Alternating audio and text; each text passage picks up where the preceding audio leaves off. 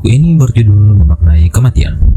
Saya akan membahas buku ini dalam beberapa bagian atau beberapa part, sehingga teman-teman akan memahami buku ini walaupun belum membaca buku fisiknya.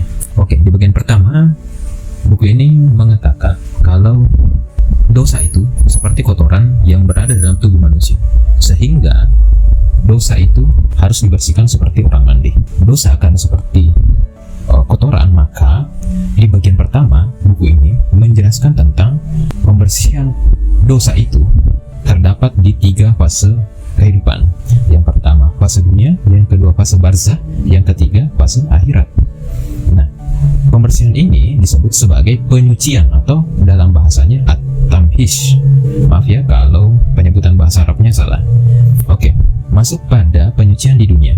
Di dunia itu kita akan disucikan dengan 2 hal, yaitu ruh dan tubuh kita secara bersamaan akan disucikan. Kenapa 2 ini harus kena dampak? Karena ruh mempunyai niat-niat yang buruk dan tubuh itu mengaktualkan potensinya dalam bentuk perbuatan, sehingga dia dihukum 2, ruh dan tubuh.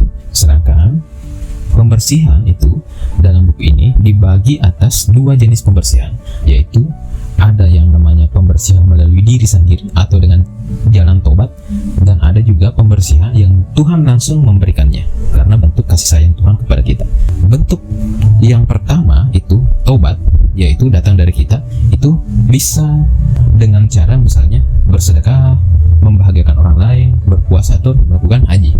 Tapi sayangnya, walaupun kita melakukan itu, banyak sekali kemudian dosa-dosa yang kita lakukan yang akan menghapus amalan kita. Misalnya menggerutu atau memaki itu bisa menghapus pahala sedekah, ria itu bisa menghapus zikir, berkata kotor itu bisa menghapus pahala haji, dan menyakiti tetangga itu bisa menghapus pahala sholat malam.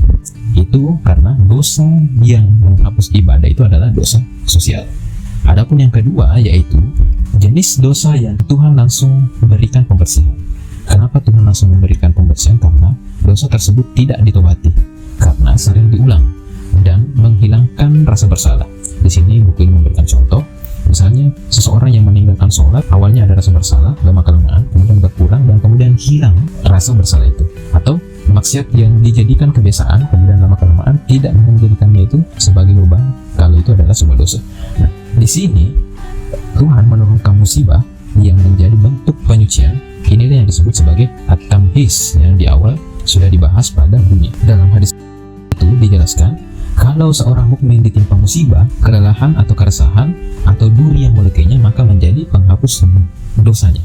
Sedangkan hadis kedua, ada dosa yang tidak bisa dihapus dengan apapun kecuali dengan sulitnya mencari nafkah. Artinya akan ada juga beberapa dosa yang dihapuskan oleh Tuhan karena kasih sayang Tuhan, karena kita mencari nafkah dengan sungguh-sungguh dan bersusah payah. Itu adalah salah satu bentuk at-tamsih yang dijelaskan pada agama melalui hadis-hadis dan ayat-ayat suci